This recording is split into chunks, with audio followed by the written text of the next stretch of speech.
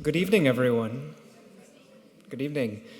Welcome. My name is Seth Feeman. I serve as Executive Director and CEO here at the Frist Art Museum. I'm thrilled that you all are joining us tonight.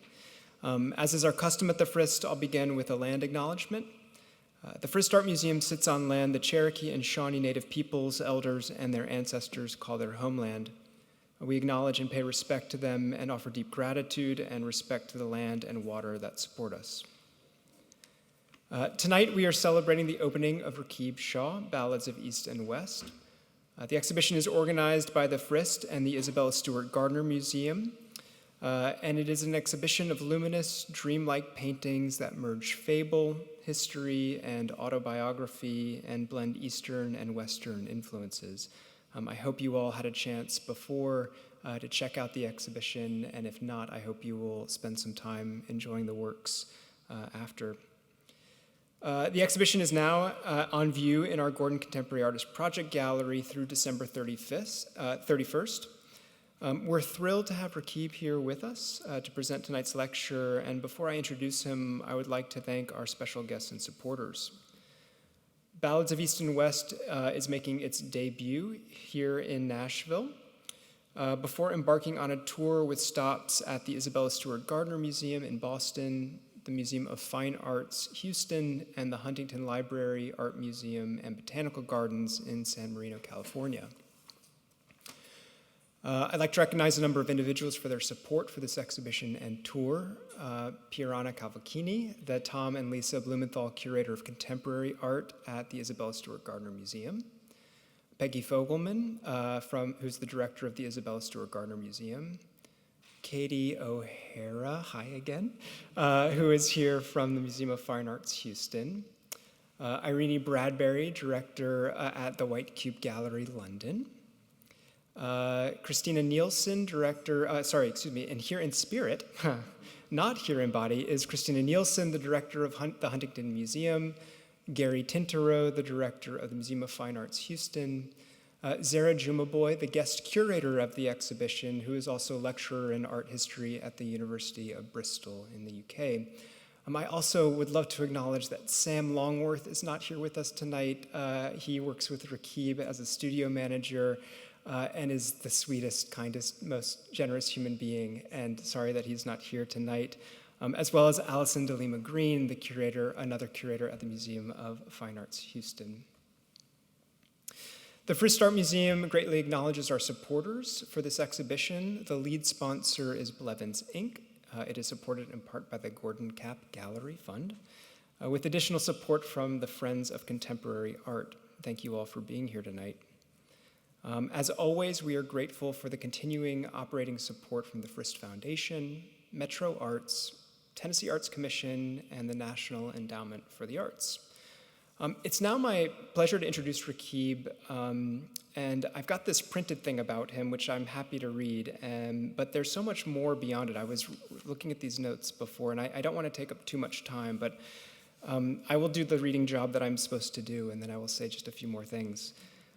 Throughout his career, Raqib has created images of magic and mystery, in which references to Western art history are seamlessly combined with ornamental elements derived from Japanese prints and kimonos, Persian miniatures, and Indian textiles that he vividly remembers from growing up in India. He's had this truly remarkable career that includes solo exhibitions at Tate Modern London, in London, the Metropolitan Museum of Art, the Manchester Art Gallery, the Rudolphinium, which is an incredible space in Prague, the Scottish National Gallery of Modern Art in Edinburgh. His exhibition at the Whitworth Art Gallery at the University of Manchester in the UK was reimagined for the Dhaka Arts Summit, Bangladesh in 2018. These are all incredible accomplishments and wonderful things, but I have to acknowledge that among the many things that Raqib does is he's incredibly generous and welcoming. I had the pleasure, some of you heard this morning at the media remarks, I had the pleasure of visiting him in July and coming to his home and studio, which is this resplendent garden, much like what you see in his work. And I was greeted and welcomed and made to feel at home, and spent I was planning on visiting for an hour, and I think I spent almost 4 hours there, eating cakes, exploring the gardens, and really losing myself in the studio. And he was a delight and a pleasure, and I'm so thrilled that he's joining us tonight in Nashville. Raqib, please come up.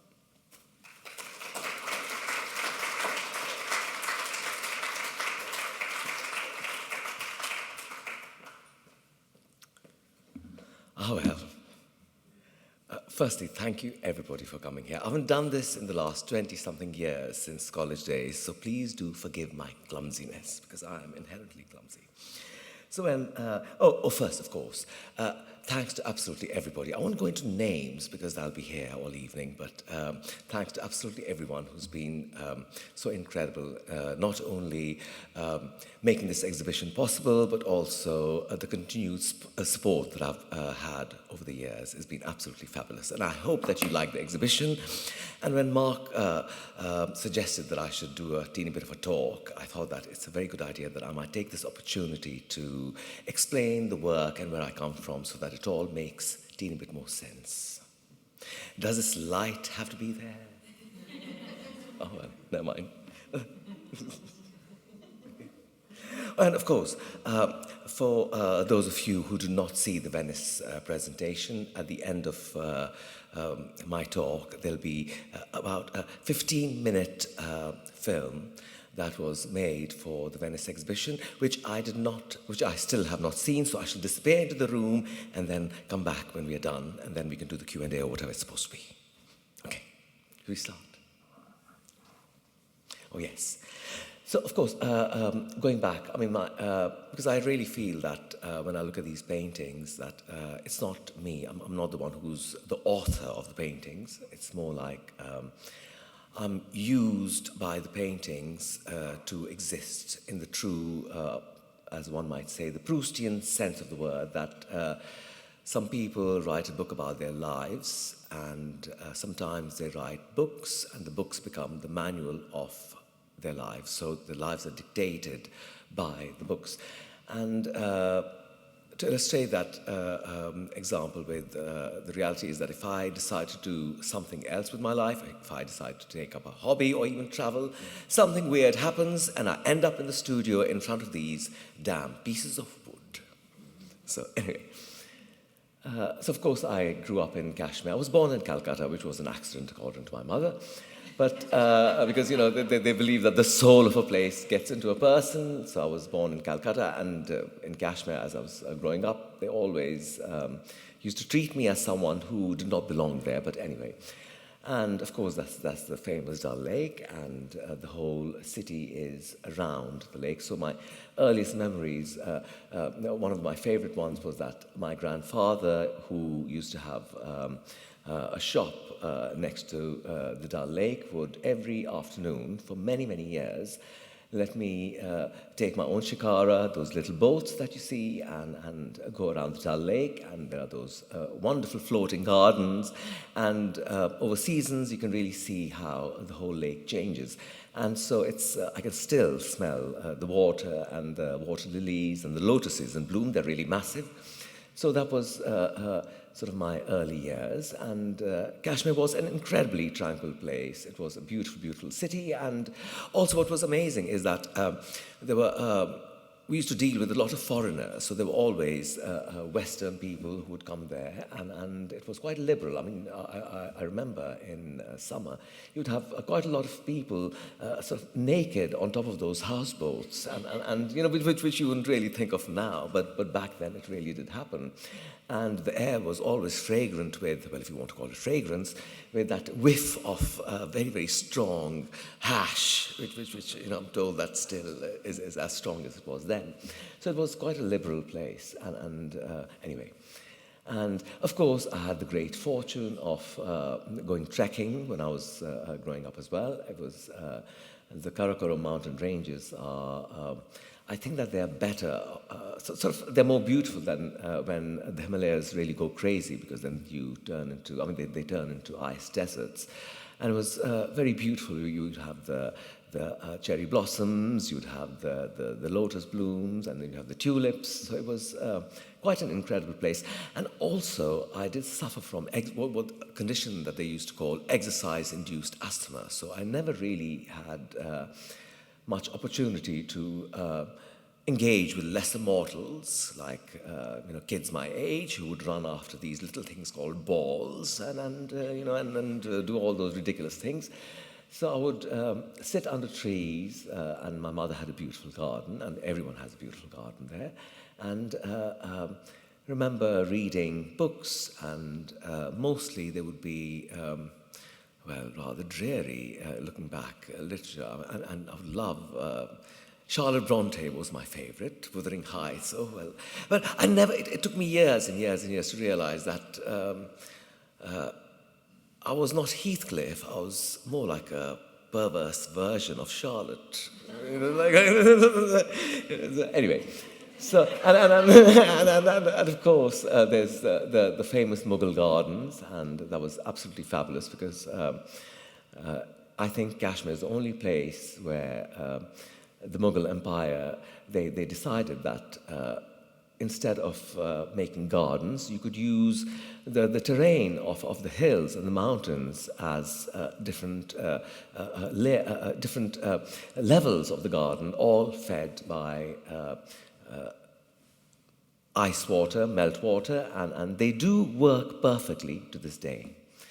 And then, of course, there was also what was incredible about Kashmir is back then, you would have the Islamic shrines, and then you would have the old temples. Now let's go back to the fact that Srinagar as a city is about 7,000 years old, and it was Buddhist, and then it was, of course, the seat of Kashmiri Shaivism, which is a totally different branch of Hinduism.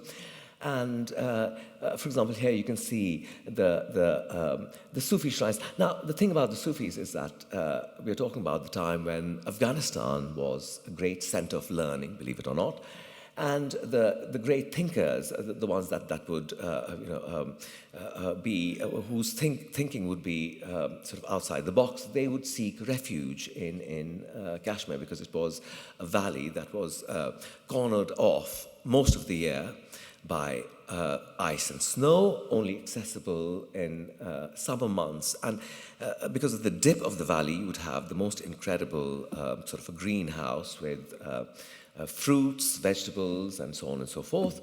And the rest of the year, it would be inaccessible. So it's where, in a way, and what was also incredible is that the Sufism of Kashmir, the way back then the Kashmiri Muslims would let's say, worship, was that they would sing. And that's something that came from Buddhism, and it's not allowed in Islam.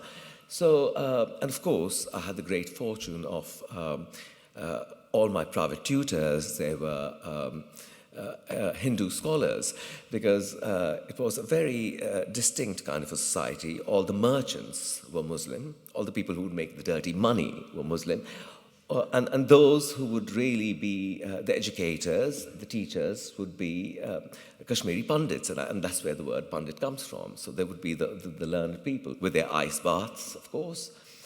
And so that's the kind of secular place that I remember Kashmir to be. But then, and of course, the incredible, that's all papier-mâché, and I remember going to these shrines with my mother, and it was incredible to see everything covered, and I think that was the first time, because, you know, there were no depictions of there was no figuration, there was no, like much of the Islamic world, but Kashmir did have its own kind of color, and which was, of course, inspired by the flora and fauna of the place. So this is the interior of some of the shrines that I saw. So in a way, this was my first introduction to so-called aesthetics, I must say. And unfortunately, some of them have been burnt now, for whatever reason. So, if I were to in a way, comment on the spiritual side of that place, I think that these two images by Cartier-Bresson do beautifully stand out to me because it's still, I mean, to a certain extent, was a land where you would have, basically poor, helpless people, but then there would always be that thing, that animism, that there was nature and something, because you're surrounded by this nature, that there is something that's beyond human, and that reliability, that you can always rely on, that something that is not tangible. Anyway. And of course, then everything was fine until 1988, 89, when suddenly there was the insurgents, and you could see that there was a lot of political upheaval, and suddenly the place turned tragically violent, and but of course because of various reasons. And it was then that but I never ever thought that I would leave Kashmir because it was such a beautiful place and I absolutely loved it. And then things started going wrong, and that was a time in, I think, 1989, 90. And then, of course, what I always sort of hated was the fact that my father's side they were the oldest family, that basically merchants. And then my mother's side were not only merchants, they were nouveau riche. And I was like, oh my God, I don't want to end up working for them, but I did. And so that's what I got. That's what I sort of ended up working for them. But one wonderful thing that happened was that, and I was 17, and they're like, oh, you don't want to study, and why don't you come and work in the family business? And I did so. But the wonderful thing that happened was that I got to see India. I got to see Central India, South India, and it was really, really incredible to be at that time with, and to realize that India is so incredibly different. For example, my favorite was South India because the people are so incredible and so warm and so loving. So I was doing that and thinking to myself that, you know what, I really have ruined my life. I'm uneducated. I didn't even go to college because these people only think of money. Oh, whoa, I'm ruined. And so I was, like 21, 22. I was like, now my life is completely gone, and that's all I have to do. I have to sort of sell these pathetic little things and say, like, oh, how are you today, sir? Would you like to look at things and would you like to buy? It was awful. But then what happened is that I call them ex-family. So my family decided to buy a place in England, in Hampshire, in a little place called Liphook. And of course, there was a problem that it has to be, it was quite derelict, so it had to be redone, and someone had to do it, and of course the long winter, someone has to look after it, and I was like, of course, I'm going to do it, and so I decided that I was going to look after Milan Place. It's a bit of a ruin now, but it was incredible to be there, and it was built around a Japanese, believe it or not, it was a Japanese garden, which was, of course, in a bit of a ruin. And this pond that you see here, it had a trout, and that fed all the other streams on different levels. And over there, under the ivy, was my bedroom, which I still remember. And because my family did not want me to leave, and they wanted me to work in the family business, because I was really, really good, because I could sell. And also the boss thought that I could, run the business one day with, of course, a number of people, because every single person works for the family, even now. And, but I think it was incredible back then because it gave me all those evenings and nights when I could question myself that, what am I doing and what do I really want to do? And I used to travel to London every day. And of course, I go to the National Gallery because I thought that, let me see what I want to do.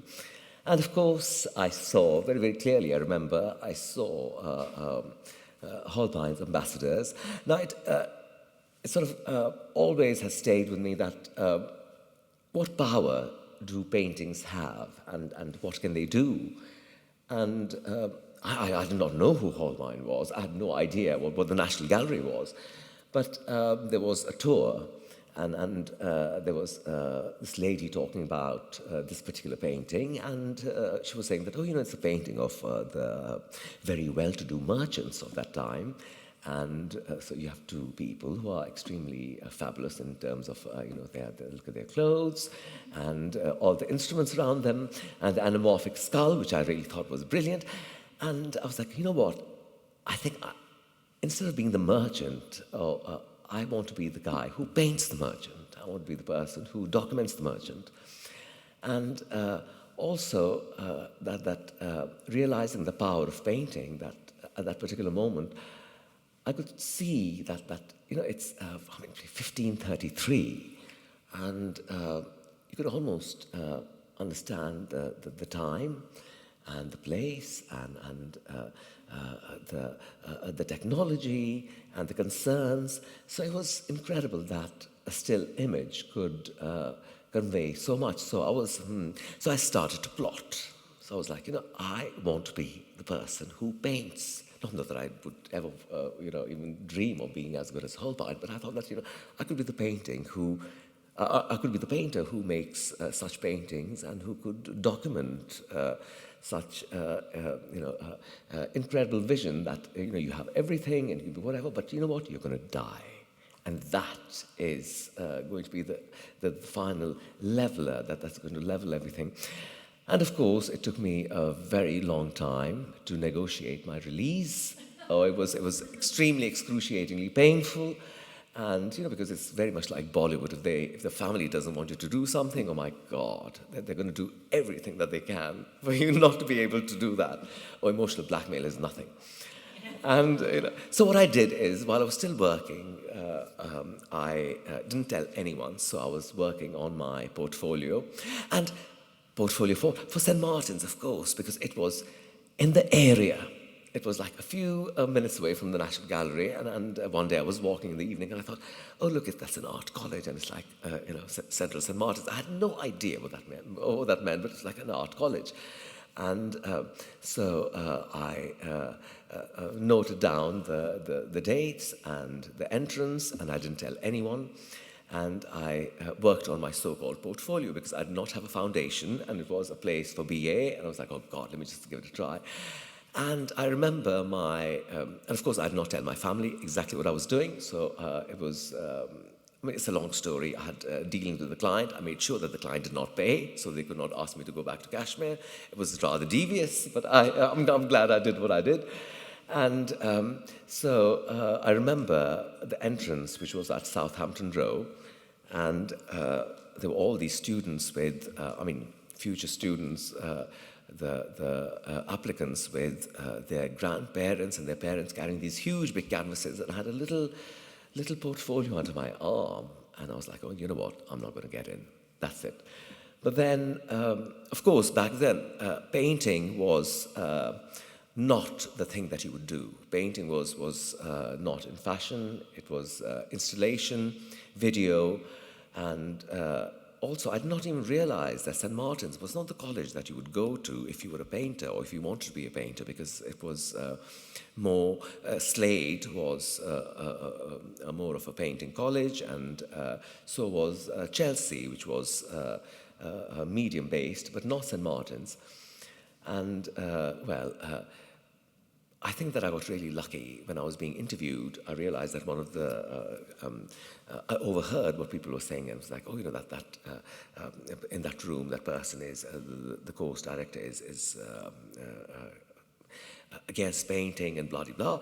So I was very lucky. I waited, and it was a bit too late, so he left. And of course, his subordinates wanted a painter, and I was at the right time in the right place. And of course, I just told them a funny story. And I think they were fascinated by my sketchbook because it had a metallic bolt that could not be brought down. So they immediately thought that it was a metaphor for a penis, which it really wasn't.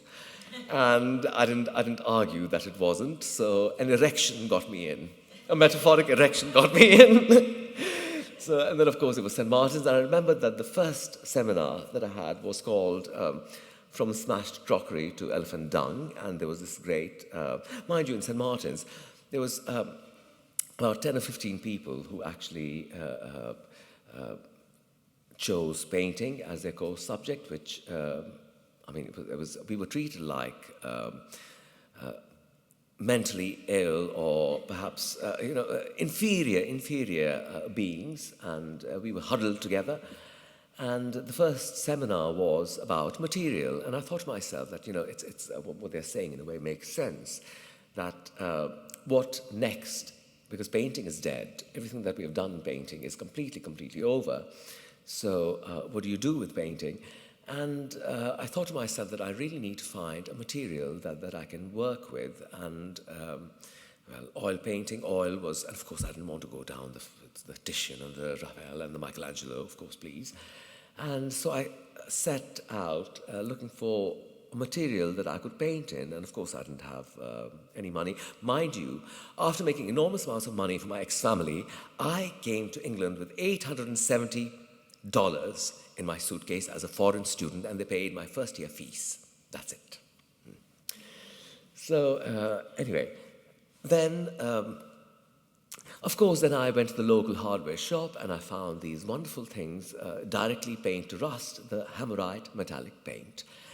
And of course, those days, I used to have, in St. Martin's, I used to have my studio space, and it had a bar that was full of always very old drinks, because one of my very old clients, she used to live on top of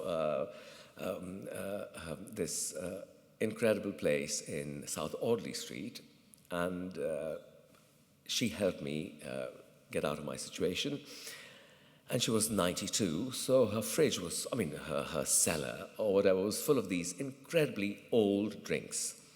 Especially she used to collect quite a lot of pre-Columbian pottery, so it was full of this thing called pisco. And it was like, as old as the pre-Columbian pottery. So she always used to give me bottles, so I used to have a little bar in the studio back then. Of course, spliffs used to flow like no one's business. And so I was planning, I was playing around with this particular material, and then that was one of my first paintings that I did, using this material, which was really terrible.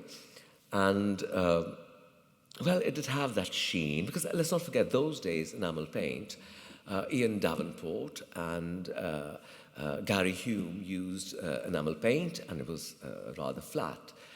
And so I thought that, I don't want to be like them, but, what else can you do with enamel paint?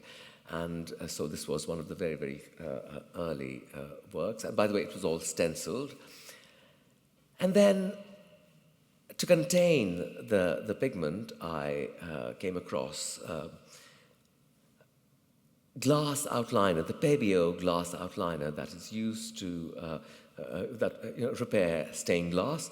And I realized that if I put the pigments within the contained cofferdams, I could manipulate what they do and perhaps control the reactions. And of course, what happened is, a drunken afternoon, everything on my table fell, and I realized that when they meet, when some of these paints meet each other, some of them really love each other, and some of them really hate each other. And so I could get something like that would happen if I could control the reaction between the different density of these paints. So I thought, that might work. And and of course, I used to manipulate the paint with matchsticks or toothpicks. Then a very lovely, I do owe a lot to her, Mrs. Rhodes. She was one of my very early clients. She used to buy chartreuse shawls for me back in the days. She went to Botswana, and she sent me a porcupine quill. She said that she was an English literature teacher, and she sent me porcupine quills that were left outside her tent when she went to Botswana on a safari holiday. And back then, of course, I was living on top of Percy Dalton's peanut factory in, it's Dace Road, Hackney Wick, which was, unbelievably notorious. They would kill people in the north of England, dismember them, and leave the bodies outside Dace Road peanut factory. And it's actually true. And it happened a lot of times. Mind you, now it's all completely gentrified, and I'm told that it's quite chic. So she sent me the porcupine quills, and the amazing thing about porcupine quills is that they gave me the edge, the point, which of course can be very, very sharp, and it gives you the control, and I was able to manipulate paints within the cofferdam of the glass liner, which was, I think, a turning point.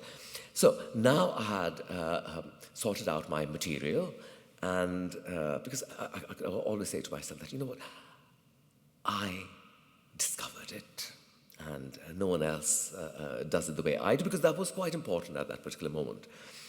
And so what do I do next? So I thought that, let me look to Hokusai and Japan, because it's that kind of mentality. So I started to do pastiches. And, oh, by the way, before the pastiches, this is my BA degree showpiece. And as you can see, those are the orchids. And you can see how I'm struggling to draw the paint out of, like the white orchid there. The purple there doesn't really go with, doesn't like the white, so it doesn't really record the marks, whereas the one at the top does.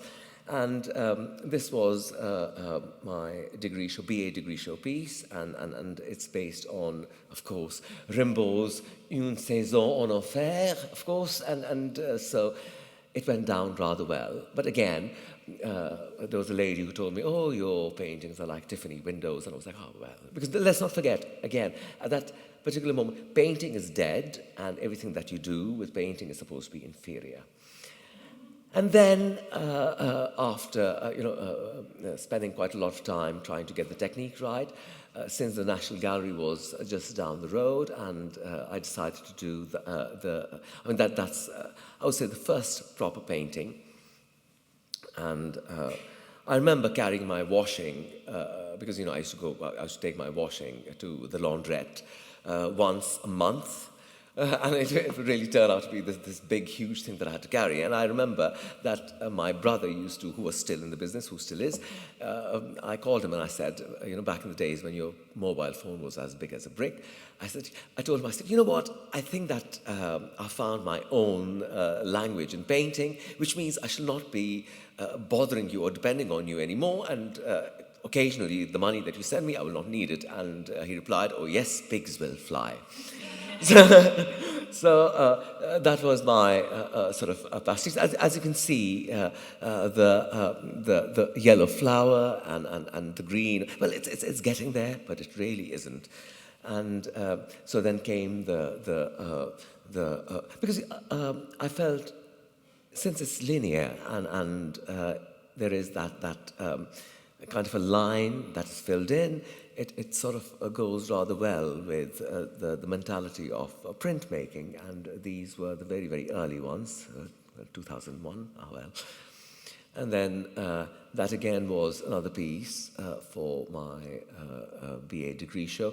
But mind you, back then, there was a problem that there was the background that had to be flat, because Hammerite, the way it is, I could only do, there's three shades of paint, so it could only be red, yellow, and green, and they were not really mixed together, so that did prove to be quite a bit of a challenge, but anyway, I soldiered on. But of course, to get the shading right and to draw them, so it was painful, but it had to go through this. And of course, oh, please don't look at it, that's an embarrassment, I don't know why it's there. So of course, it was my MA show, and this was Icarus, and this was just the beginning of things becoming a bit more, resolved. But again, I had a problem with the background, because the background was, again, very flat, because I did not know how to deal with it. And then, of course, the last master's degree at St. Martin's is not supposed to be great. And it was the last day of the degree show, and I thought to myself, you know what, it's all over. No one is going to come to this show, and it's time to just wrap up. And I thought, oh, what the hell do I do? And then my friend, she said, and it was the last evening, and we were all getting drunk. in the studio. And she said, oh, look, there's this guy, and he seems to be wearing a very, very expensive coat. And why don't you speak to him? And I said, oh, well, who cares? I have no idea. It's all doom. And it turned out to be Glenn Scott Wright from Victoria Miro Gallery.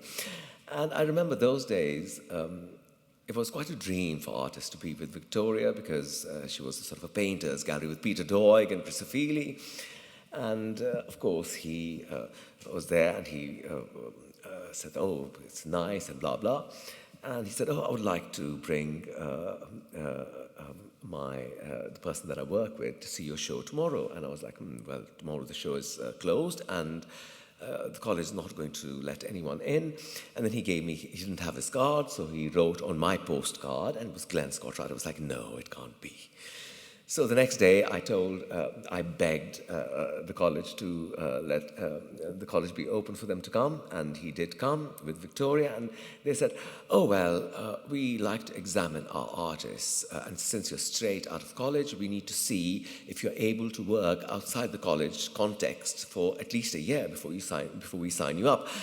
And I thought to myself, that I was never really at college, because I told everybody that, my materials, they cause cancer. So it's best that I work away from college, because I had a little, my lovely studio, because I could work day and night.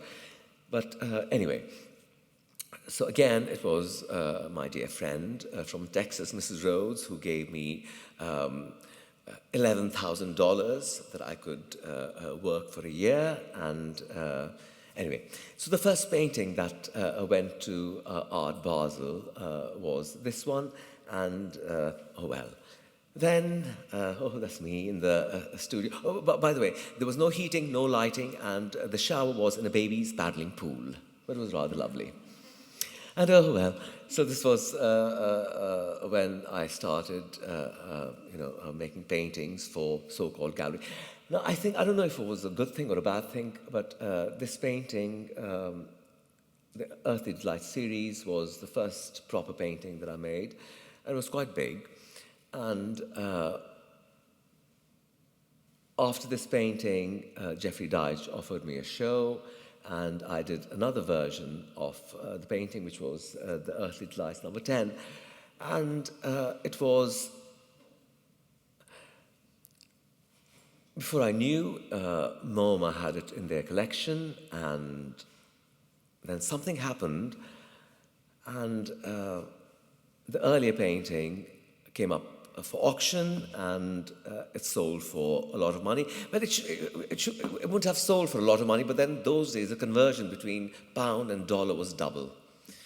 So it was like $6-something million, and then something just disintegrated within me. I found myself surrounded by very, very strange people, and I thought to myself, I was not here to make money. And people would say that, your paintings are so expensive. I was like, what the hell is going on? This is not what happened. So anyway, so I decided to go into depression, a deep, deep depression, and I started making very, very violent painting. Now, this is from the Art Now show at the Tate, and I consciously wanted to make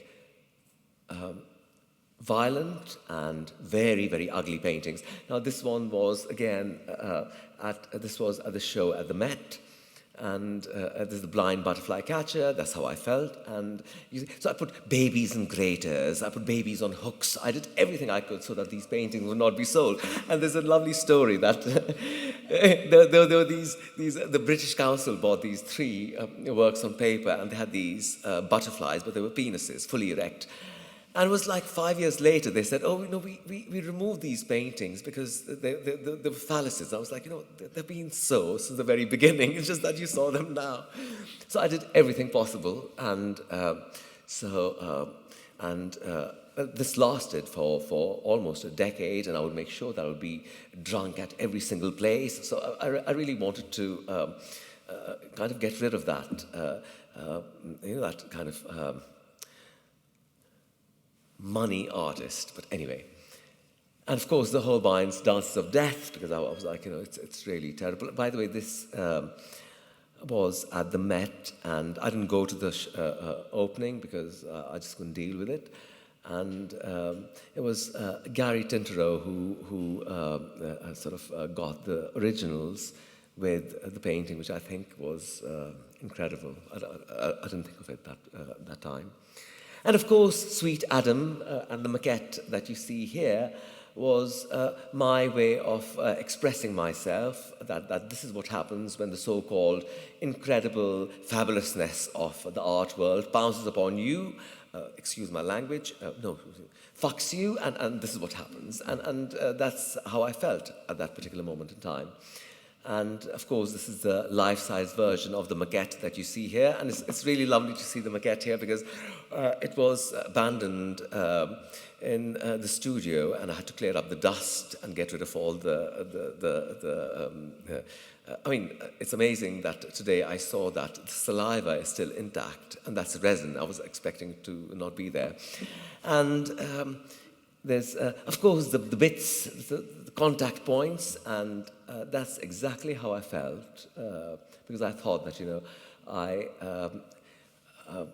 well, sacrifice, not the word. I gave up so much, and I didn't want to end up in a position, in a place where, it's like an expensive artist. I hated that. So to cut a long story short, and then, of course, I decided to, this was 2010, and everyone said that, you have to move and you have to have your own studio, because until 2010, I don't have pictures of that. I would have a studio full of flowers, cut flowers. So every single penny I made, I spent on these so-called festivals, because I felt that it was wrong that I was labeled and I was sort of sucked in by the art world as a money-making machine, which I really don't think I was. So anyway, so that's a sausage factory. No one wanted it, and I thought to myself that, let's see what happens. And then, of course, I decided to look after bonsais, and I was very lucky. Back in the days, you could smuggle them from Japan. Now it's impossible because the king back then made sure that none of the pines are imported into England because they carry specific bugs, which I totally understand. But these ones were exempt from the restrictions back then, and I knew an extremely dodgy Scottish dealer called Dougie. So he would get his plants in spring, because the bonsais go to sleep in winter, so they would be sleeping, and when they would wake up, they would be in London. And I realized that then they would go into depression, so I would have my lovely friend who is an incredible violinist, and he would play Paganini to them, and they would begin to like it a bit more. And then, of course, was the wonderful eBay paint machine that I purely stumbled upon by chance, which meant I could mix my paints and I could get different shades, which was, I think, the greatest breakthrough, because I could move away from primary colors, and now I could have any shade. So I thought that it might be time that I refine my practice by perhaps having a conversation with the paintings that I adored at the National Gallery. And of course, the first one had to be the Crivelli, which is just a mind-bogglingly beautiful painting, and of course my version. And then I thought back then that I want to immortalize my babies, my dogs, and especially Mr. C. He was the greatest thing that ever happened to me. And of course, that was my rendition of the Crivelli, and of course with the Vanitas, and then the Saint Jerome, and so I thought that it's a very, very good time for me to, instead of writing my diary, to illustrate that particular moment in my life, and so these paintings were born. I love that one because it does, in a way, document my fascination and my love for Japan that existed back then. And, for example, the Temple of the Golden Pavilion is after Mishima's writings. and of course the chord of the bushido at the bottom, which I still believe that you have to sort of go crazy, and so they became these not only my conversations with old masters, but almost like a blueprint upon which I could write my own story, because at the end of the day, I think it's everybody's story. We all go through phases in life and self-realizations anyway. And of course, there was the Gossart, which, when you look at this painting, I was always mesmerized by it, because it's not only how beautifully it's painted, it's that feeling that one feels when one is in front of the painting, and of course. And, by the way, the scene takes place exactly where all from my father's side, all the Shaws are buried. It's underneath, right below that hill.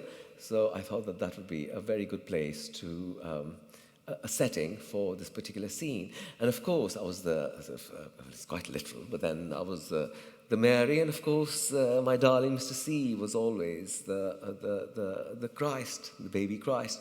And I should not name any names, but these people, so they do exist, and, I should not say more about them. And of course, that lovely, what happened is that there is that element of cathartic situation of dealing with my life, the trauma, and separation from Kashmir, and which you can quite see in this painting. And I would like to bring your attention to the desk. The embellishment on the desk is actually all the ammunition, and all the hand grenades that were found and arranged by the security personnel in Kashmir. Oh, well. And that's the carpet. That was one of the things that I inherited from my grandfather. Unfortunately, he's burnt. And the curtain kind of fabric that you see is also, it was quite an important piece of fabric that reminded me of my past. And yeah. And of course, the pomegranate, the bowl of pomegranates, is of course a little bit of a nod to Kobe's Apples and Pomegranate at the National Gallery, which happens to be one of my most favorite paintings to date. And of course, seasons, autumn, and my version of autumn in the Four Seasons, and that's the middle-aged me looking at the bubble of of childhood and youth. And, of course, beautiful David Friedrich. And then that's Country Without a Post Office. I think it's the reason why I love this painting is back then my life was absolutely perfect. I had not really experienced loss or sorrow. I had no idea what sorrow really meant, what it was like. Separation from home, blah, blah, blah. That's not real sorrow. I think the real sorrow is when you lose someone you love most, I think. That's him. And of course, then there was, before the pandemic, the talk of the Venice exhibition, and some of you might recognize him, that's Sir Norman Rosenthal. And he challenged me. He said, why don't you do something after Giorgione? And I was like, oh my God, you really want to kill me. So I thought that, okay, fine, let's do Giorgione. And so this was before the pandemic.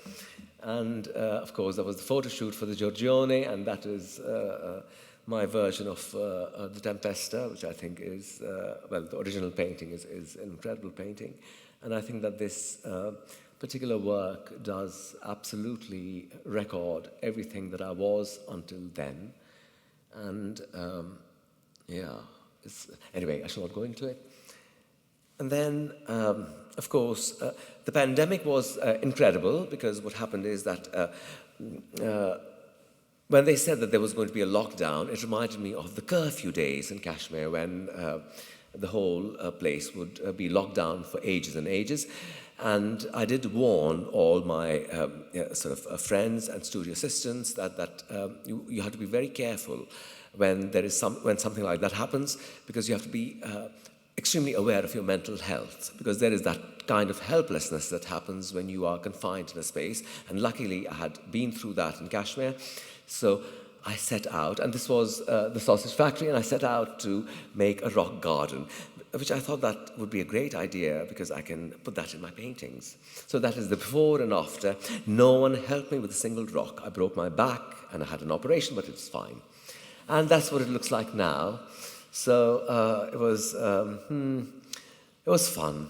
And also the wonderful thing about England was that lockdown time, everything closed, of course, but they had to look after the oldies, so all the garden centres were open. Because if the oldies were in, oh God, there would be a revolution. But all the garden centres were open, and it was incredible. It was absolutely incredible, and I was having the best time of my life. It was absolutely fabulous. But then, of course,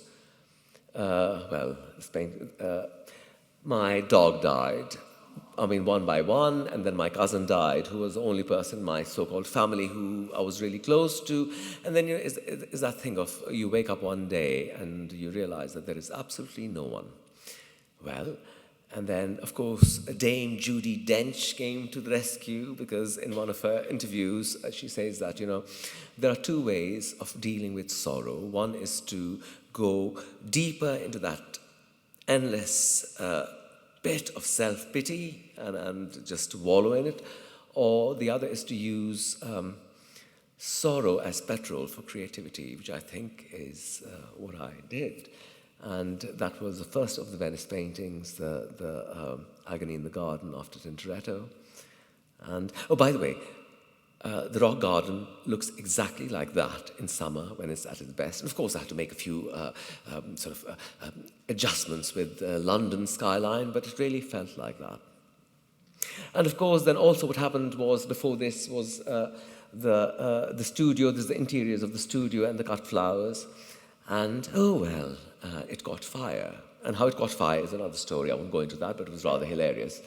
And so that's how it sort of transformed, which I thought would be an absolutely incredible painting. And now, this one is at the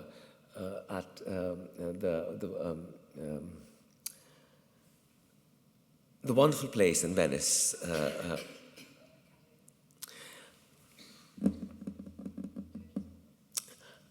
The one. Where all the Tintorettos are. Yes.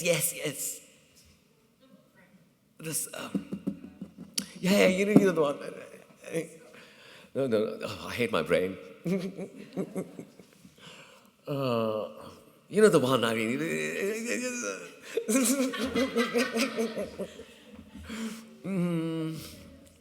The one. The one Tintoretto did all the paintings, and because he thought he was going to die of the plague, and if he doesn't do that, he doesn't make all the paintings, that he wasn't even paid for them. But he made all the paintings thinking that otherwise he would die of plague. Scuola Grande, yes, God, yes. Yes, at the Scuola Grande. And what's difficult about this painting is how the pictorial space is divided into two. And when Phileas died, and it was, I thought that this is precisely how I felt, that it was just that. And but then there is always the flower of hope. And this painting, it was one of those moments that you don't even think about what you're doing, and it really surprises me that people like it. And that brings me to another point, is that I really believe, as I was talking to the lovely artist today, that we put things in paintings and we really don't know what they are. But I've realized that people, it's unbelievable. It doesn't matter whether they know art or they don't know art, or they're used to reading paintings or they're not. But we do feel that that's something which I think is incredibly primordial. I think it's something that we feel that that's something from the paintings which I felt this year when I went to see, well, it was supposed to be the Vermeer exhibition, which was extremely boring, but then there was the incredible Van Gogh sort of before he died paintings at the museum, and it's incredible how it's just bits of weeds and bits of floor, bits of part of a tree that it still has that energy within it that makes sort of hairs rise. Anyway. And of course, this painting, which I'm sorry that this painting would not be a part of the travelling show, because it is at the National Portrait Gallery, and this is the moment when I realized that everything was gone. And what I did is I also burnt everything I had from my past, and it's that moment when,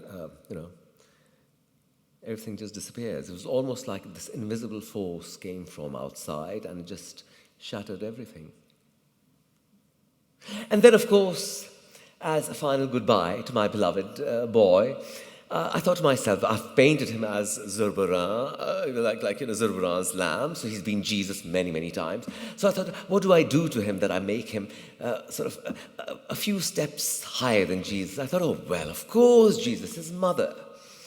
So that was the presentation, and that's him.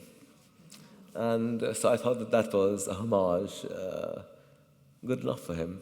And then, of course, lastly, there is the retrospective painting, which I think is quite self-explanatory. And, of course, this is because I thought to myself, I'm going to be a middle-aged painter, so I might as well bother to give myself a retrospective. And if someone actually is interested in the work and does give me a retrospective show, it's going to be like, oh, it comes and goes. It's a very good idea that I give myself a retrospective that stays there forever. And how presumptuously terrible. And at the same time, it's because we live in a world where, which is so bizarre that artists are glorified. Oh, the so-called artists and blah, blah, blah. I find it very, very uncomfortable. And so I decided that, so there's your artist, and there's, of course, instead of the scepter, he has a studio plunger, the toilet plunger, and and other people. I'm not going to mention them, but I think this painting is quite successful because it, as you can see it in flesh, that you can see the turmoil. It's quite a political painting with all the turmoil coming in, with all the stones and rocks and all the things that I've done to date. And it's basically taking the piss out of the whole idea, but I think that, it is what it is. Now, before I go, so this is, some of you might have seen the short film. I have not seen it. That was in Venice, and it was made by this lovely friend of mine called Dom Gilday, and he used to, not for this film, but he was following me around. And I really did not know that he was filming. And he made this short feature, which I'm told everybody enjoyed in Venice. I have not seen it, and I refuse to see it otherwise, because, whatever. And I asked him that, does it have my little doggy? And he said it does. And I said, you know what, I'm not going to see it. So I hope you enjoy it for those who haven't seen it. And for those who have, I do apologize for the repetition. Thank you for enduring me.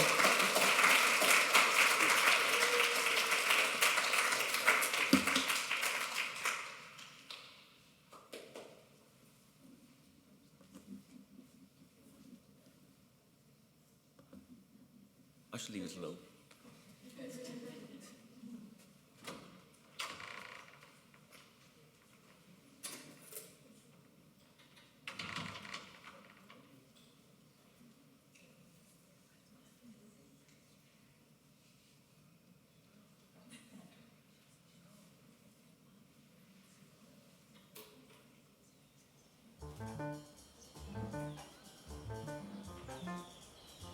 Home is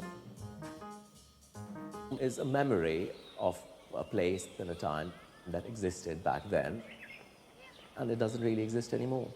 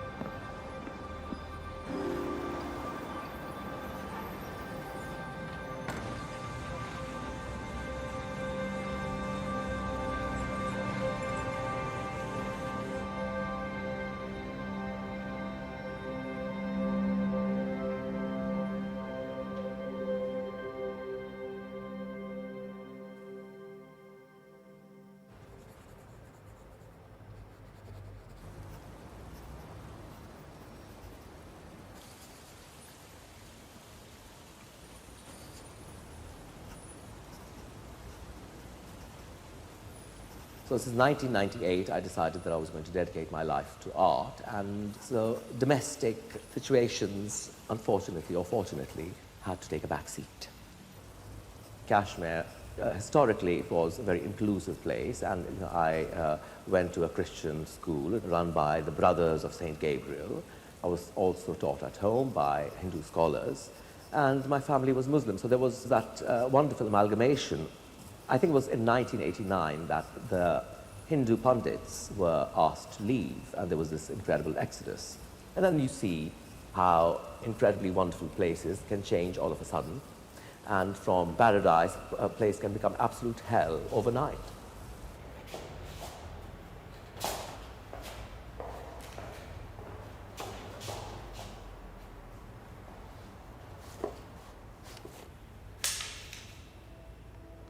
The first thing that happens is the composition, and the composition always starts with the drawing.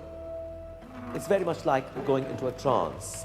You forget about everything that is around you, you forget about where you are, you forget about your own self, and you are one with what you're doing and the memory.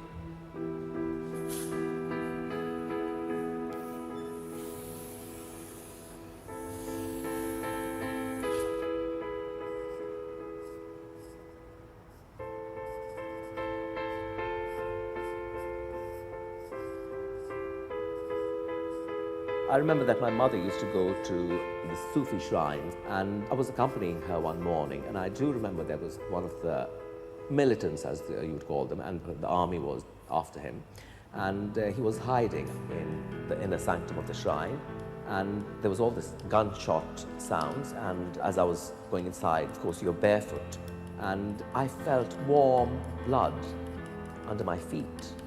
And there's that particular smell, and there's that warmth, the warm blood, and it has that consistency. And I don't think that I've ever been able to forget that. So I think that did signify the youth of Kashmir.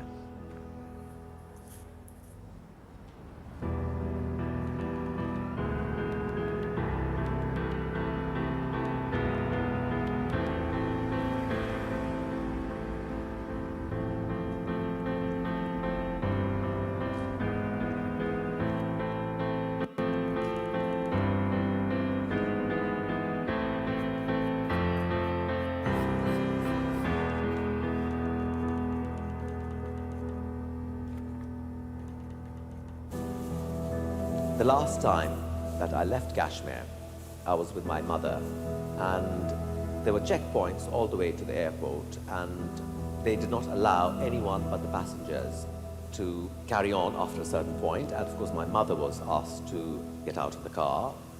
And my last image of Kashmir was that my mother was becoming smaller and smaller and smaller as the car was moving. And all the mountains were sort of receding in the background. And I've never been back.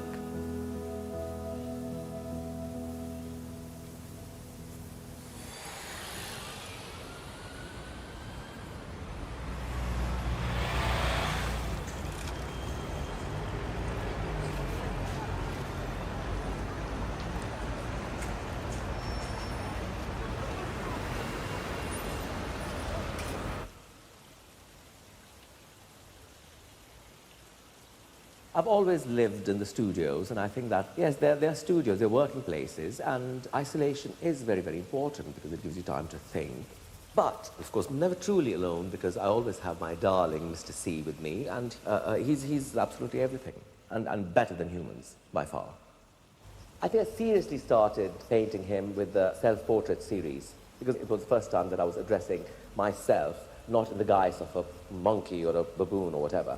And that is when he started featuring in the works. And he was in all the self-portrait paintings and all the paintings since.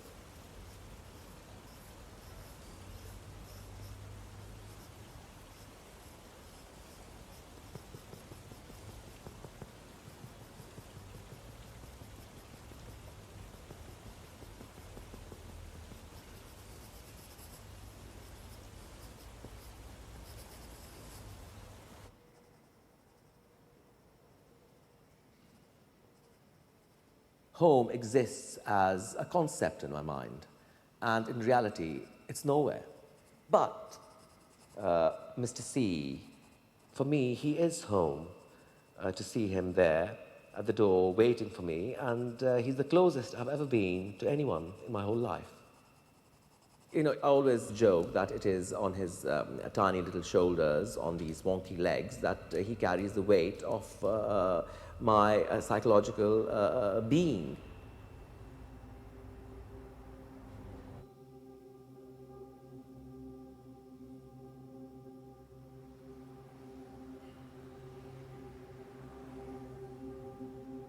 In the Gita, there's always this great emphasis on how the only and the final consequence of attachment is sorrow.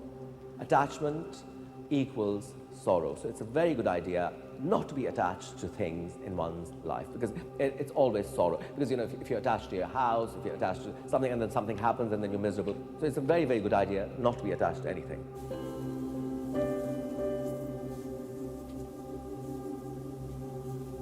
I was thinking about home the other day, and I realized that I don't have a home. I never had a home. I felt like an outsider in Kashmir. And when I came here, of course, I'm a sort of, you know, this Indian Kashmiri artist living in England. I feel that I'm in a rest house that ancient travelers used to spend the night in. The only feeling of comfort is with Mr. C.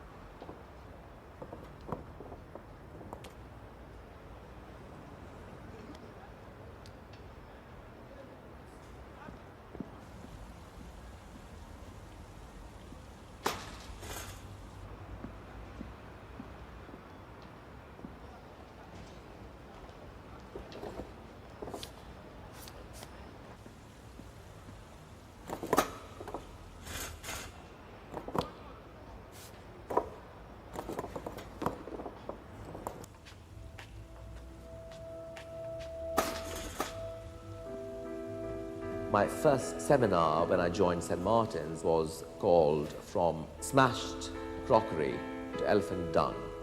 And it was about finding your own material and making that your very own language. The first painting that I finished after leaving college was the Icarus painting. And then if you compare that to the Tempesta, you'll see that it has taken that long for the process to develop. Having worked with bonsais for more than a decade and a half now, as I always say, that what we could not achieve in scale, one could achieve in detail, and some carefully placed rocks could mimic mountain ranges. The paintings start with the single lines, and the rockery started with the single stone. The principle is very much the same. It is gathering objects that are relevant to the memory. These paintings are a frozen image of everything that I went through personally and professionally. And it is that moment in my life that I'm finally able to let go of the memories of Kashmir and let go of being someone that other people wanted me to be.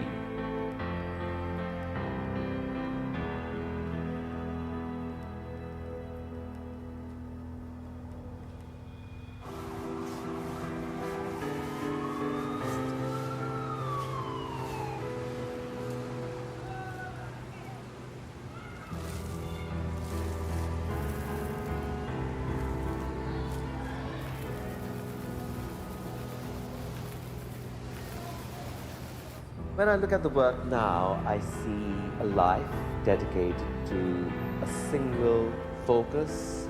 I see development. I see pain. I see redemption. I see struggle. I see joy. It is a theatre of life.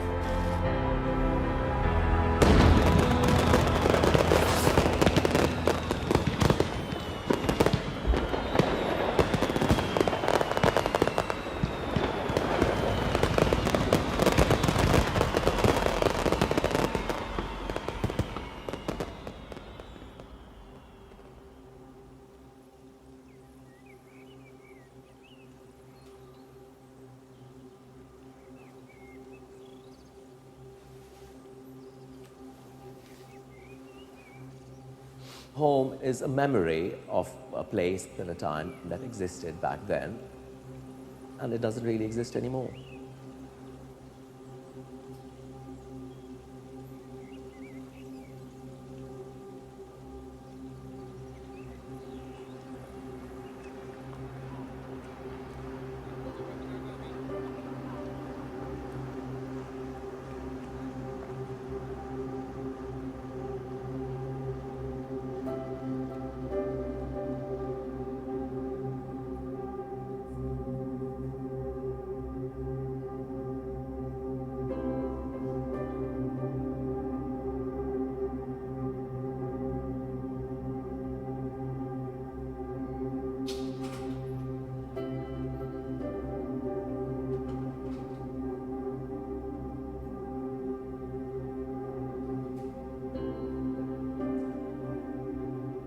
I decided to travel with the departure because I felt that for the first time I would be taking Mr. C with me to an exhibition, and he would in a way be the star of the show, and I think that he is. I think loss and dealing with loss, it does alter your life, it does alter your way of looking at things. And I think that the true purpose of art is that you make something and generations later, someone who's not even born yet will look at this work and there is going to be something that will trigger the imagination. And I think that is a very good reason to live and to enjoy life.